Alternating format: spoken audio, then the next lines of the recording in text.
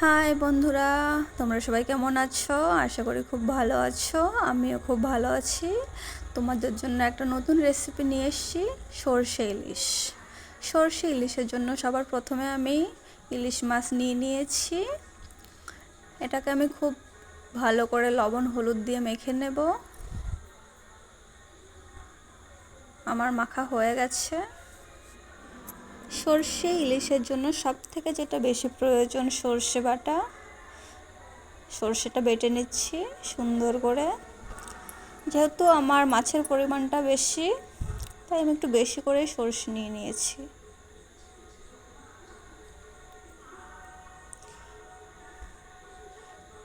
সরষে বাটা হচ্ছে। এদিকে আমি তেল গরম করে মাছগুলো ভেজে নিচ্ছি সুন্দর করে। খুব বেশি না, অল্প অল্প করেই আমি মাছটা ভেজে নেব। একটু বেশি করে ভাজতে গেলে আবার ভেঙে যাবে। এক পিঠ হয়ে গেছে, আমি উল্টে দিচ্ছি আর এক পিঠ।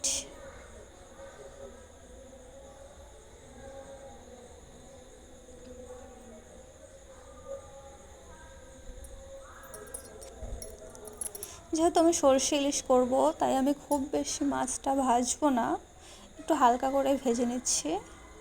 হয়ে গেছে, আমি এবার মাছটাকে তুলে নিচ্ছি। আবার দিয়ে দিলাম কড়াইতে।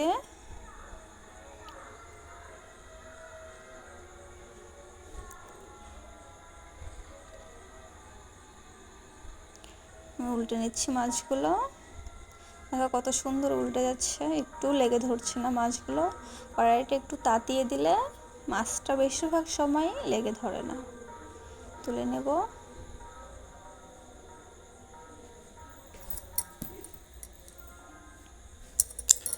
এভাবে আমি সমস্ত মাছগুলো ভেজে নেব।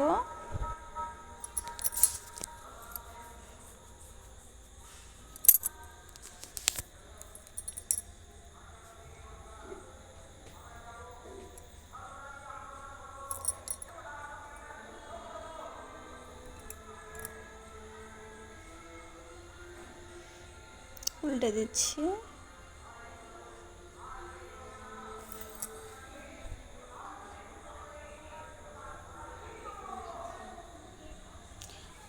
মাছ ভাজা আমার রেডি হয়ে গেছে। এখানে সুন্দর করে সর্ষে লঙ্কা দিয়ে বেটে নিয়েছি। এবার কড়াইতে আমি তেল দিয়ে দিলাম। তেলটা গরম হয়ে গেলে আমি একটু কালি জিরে ফোড়ন দিয়ে দেব। একটু নাড়াচাড়া করে এবার আমি মশলাটা দিয়ে দেব। মশলাটা দিয়ে দিয়েছি, একটু নেড়ে নিচ্ছি।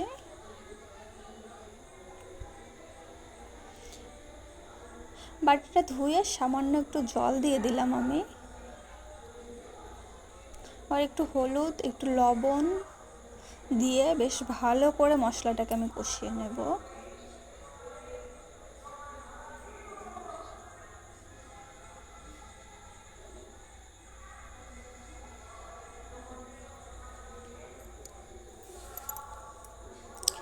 গ্যাসটা লো ফ্লেমে দিয়ে বেশ 2-3 মিনিট আমি কষিয়ে নিয়ে জল দিয়ে দিয়েছি।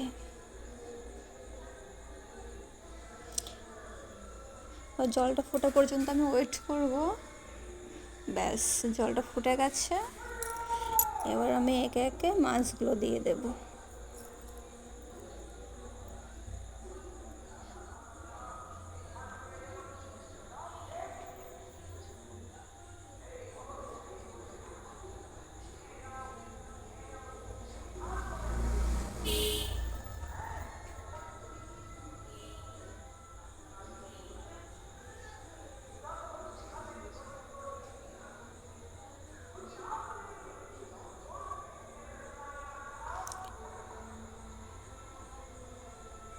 চারটে 5টা লঙ্কা দিয়ে দিলাম আমি।